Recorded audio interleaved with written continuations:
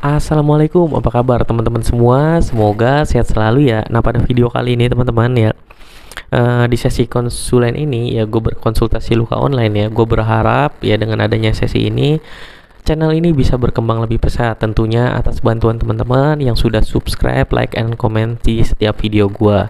Ya, karena memang channel ini tuh tidak direkomendasikan oleh YouTube karena memang kontennya yang kurang mengenakan mungkin teman-teman seperti itu. Ya, padahal di sini tuh adalah isinya edukasi ya, khususnya tentang luka. Karena beberapa tuh ada yang nyari karena setiap dicari tuh untuk orang awam yang baru nyari di YouTube itu tuh channel ini nggak ketemu teman-teman. Cara merawat luka biasa channel lain yang direkomendasikan ya, tentu yang tidak menjijikan karena secara keuangan pun dolar pun ini tuh merah tuh teman-teman, banyak merah. Ya, jadi tidak menghasilkan dolar.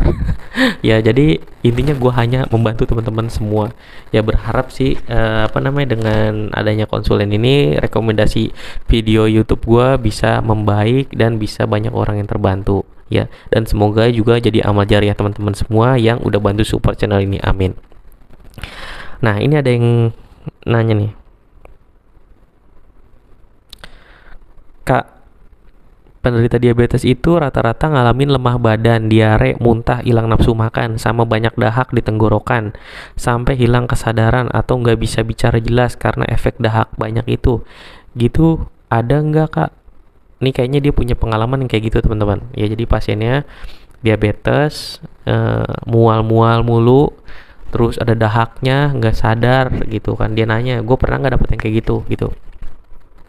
Sebenarnya kalau gue tebak, ini tuh pasien bed rest total kayaknya. Ya, jadi penderita diabetes ini karena gulanya nggak stabil. Biasanya di pasien-pasien diabetes di awal-awal kalau metabolisme sangat berantakan, itu pasti dia mual, muntah, ya kan, nggak bisa makan, nggak makan pun gulanya tinggi teman-teman, ya kan.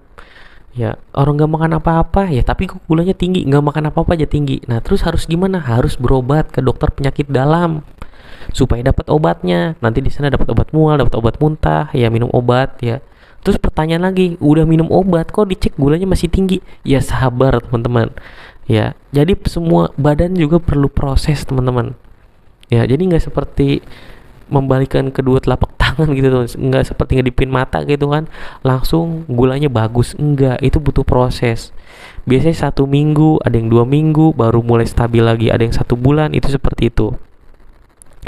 Nah, jadi buat temen-temen ya yang lagi ngerawat pasien-pasien diabetes, ya diedukasi aja keluarganya. Yang penting pola makannya diatur. Tapi nggak bisa makan, masih makan, tetap makan walaupun sedikit, walaupun gulanya tinggi. Yang penting minum obat sesuai anjuran dari dokter. Nah, terus tadi tuh pertanyaannya apa ya?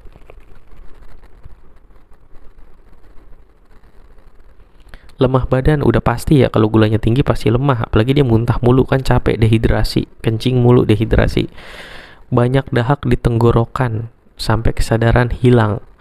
Ya, ini kemungkinan pasien bed rest total teman-teman ya. Ketika kita tiduran terus, gue nggak tahu ini ada infeksi paru atau enggak. Ketika kita tiduran terus, otomatis biasanya ekspansi paru itu kita tuh kurang maksimal ya, jadi biasanya banyak dahak tuh, ya kan. Sedangkan kalau pasiennya bisa duduk, bisa aktivitas, itu tuh dahak jarang. Ya, kayak teman-teman aja bangun tidur, mungkin ada juga yang ngalamin ini kan, bangun tidur tuh kayaknya kok ada dahak di sini. Ya, kasarnya seperti itu teman-teman, karena pada saat posisi tidur kadang ekspansi paru kita tuh kurang baik, akhirnya terkumpullah dahak.